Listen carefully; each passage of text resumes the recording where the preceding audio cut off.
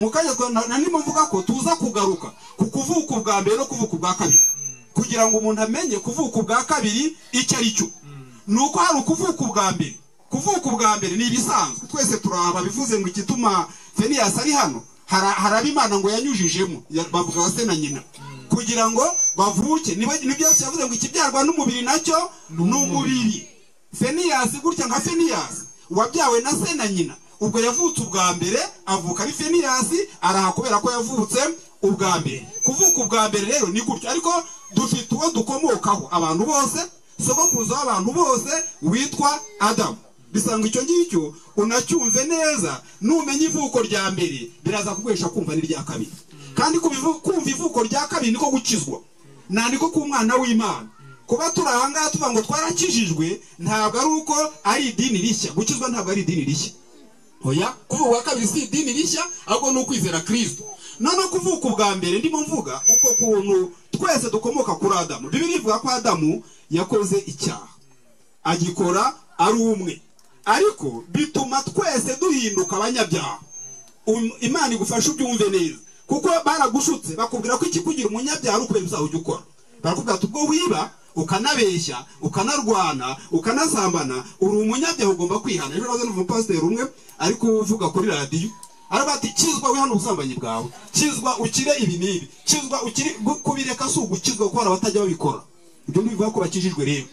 Noneho kubera ivuko, kubera Adamu wavutse umunsi yakoraga icyaha, byaguhinduye umunyabyaha utarakora icyaha na kimwe, ahubwo uri umunyabyaha kubera kubyarwa n'umunyabyaha. Imana imfashe ubyumve neza. Kubera ko wavutse ku munyabyaha byakugize umunyabyaha, na niyo mpamvu ibyaha uhora ubona ari ibintu byikora muri wowe. Ntabwo kubukora ibyaha ari ukubikunda, ntabwo kubukora ibyaha si uko ari byo ushaka gukora. Ntunashaka kuba gutyo, na cyane ko na hano bizana n'ingorane. Ukora ibyaha wiba bakagufunga, bakagukubita, bakagukura amenyo, bakakumena inguma, binatera ikibazo. Iyo uri uwabishobora wabyikiza, uri uwabishobora wabireka. None idini rikubwira ko ibyo bintu ubasha kubyikiza, rikubwira ko ibyo bintu ubasha kubireka bikemera. Nawe wagerageza ukabona byakunaniye, ukaba atari kose ko ngerageza, bakavuga atariga wowe nuko udasenga cyane kandi wanasenga ukarya. Jya usenga ariko unyuzemo ntunarye. Imana nibona inzara yawe ibyaha bizakira, izakujyane mu ntabwo ari byo. Ntabwo kwiyicisha inzara byakujyana mu ijuru cyangwa byatuma wemerwa n'Imana. Ndi kuvuga ngo kuba ibyaha bidakira si ubushake bwawe, kuba ushaka kubireka bikanga si ubushake bwawe, ntabwo wabihisemo, ntubikunda, ahubwo bakwigishije ko ari wowe ko ari nawe ugomba kubireka. Nyamara Bibiliya ikavuga ko udashobora kubireka ngo byemere. Ntabwo wabukijijwe unabiretse, oya. Ntabwo wabukijijwe kubera ko wabaye umunyabyaha bikomotse kuwuvukaho ari we Adamu. Niko Bibiliya ivuga ngo igicumuro cy'umuntu umwe ari we Adamu cyatumye abantu bose bahinduka abanyabyaha. Abaroma 5:18-19. Ubwo byumvikana ko uri umunyabyaha utarakora icyaha na kimwe. Niyo wabireka byose Imana yakomeza ikavuga ngo uri umunyabyaha, ahubwo ibyaha ukora byerekana uri we. Ndeka mvuge ngo ni ubuzima bugutuyemo butangira kwera imbuto zabwo. Ni igiti kikubamo gitangira kwera imbuto zacyo, na niyo mpamvu utabireka ngo bikunde rero. No kuvuga ngo usoromaho bishibuka, usoroma bishibuka, usoroma bishibuka. Nicyo gituma kwa kundi kuvuga ngo wihane ibi nibi, wihane ibi nibi, iyo byihariye bucya n'ubundi ubona wabikoze. Bakakubwira ati wowe uzaze ubivugire imbere y'abantu benshi. Mu idini niko bajya bavuga amadini amwe namwe. Uzaze nuhagarara imbere y'abantu benshi uvuge ukuntu wabikoze, ubisobanure neza. Shitani zabikozwe n'isoni kandi Imana y'ibikubabarira. Ese shitani ubwo ari isoni zayikora ko zayikoze byarangiye? Oya, abagira ngo ukoze isoni aho. Urakoze cyane. Abagira ahubwo ngo wowe zigukore, maze abataniye muri urusengero bose bakabona inkuru batahana. Uje kwitangaho amakuru. Mbese no kwitangaho amakuru. Urakoze cyane. Ntabwo biriya bikiza ibyaha. Muzare abahagaze babivuga buzacya mwongera mubone bahasubiye. Niyo batagarutse se ko babikize. Ntabwo babikize, ahubwo n'isoni babagize. Nuko zo uzahora ngimbere. Ibyo rero ntabwo bikiza ibyaha, ntabwo ari umuti w'ibyaha uwo nguwo. Ubundi baravuga ati nyamara hari abakozi b'Imana, Imana yahaye ububasha, upfukamye bakakurambikaho ibiganza ibyaha byakira. Nawe ukaza bakavuga ati ndupfukama, ukaza ugapfukama koko. Wamara gupfukama bagatera bakakuzunguruka.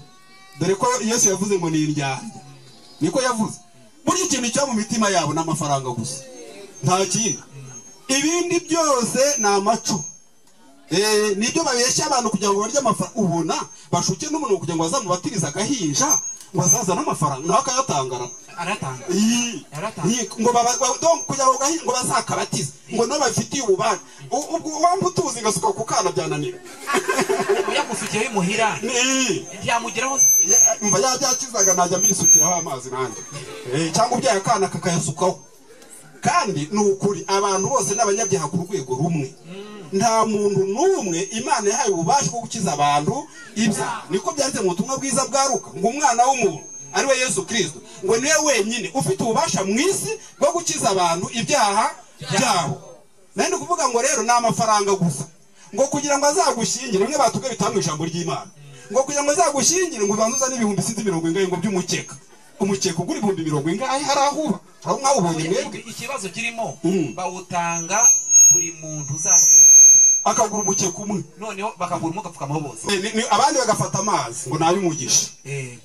Kabati aya kugira ngo yatware uyabone ugasanga ngo bibaye ibintu bihenda cyane. Kandi amazi bavomye nkuko nawe wayavoma. Reka mvuge ngo idini ryo ni ikiyobyabwenge ariko riba rigambiriye kunyaga abantu amafaranga byonyine. Tayinde ndego ntabwo ari inzira ijyana umuntu mu ijuru. Yesu yavuze ko ari we nzira, ko ari we kuri, ko ari we bugingo, ko nta wajya kwase atamujyana.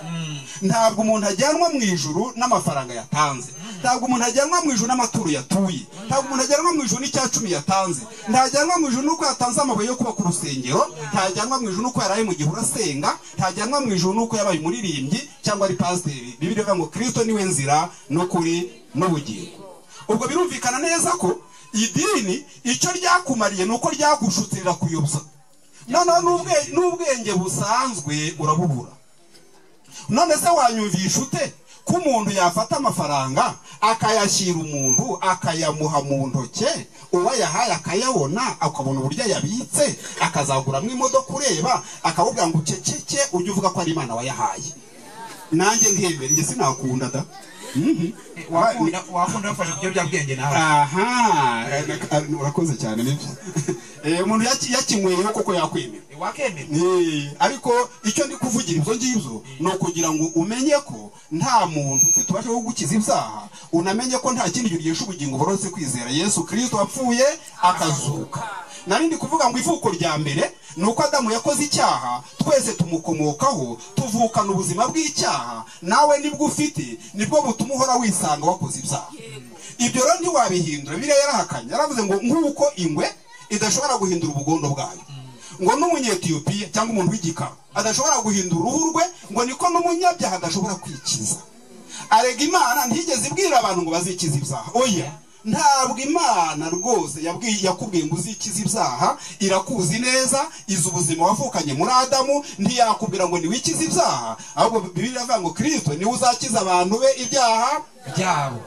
Birumvikana neza. Ntabwo wowe wabyikiza n'ubuzima bukurimo.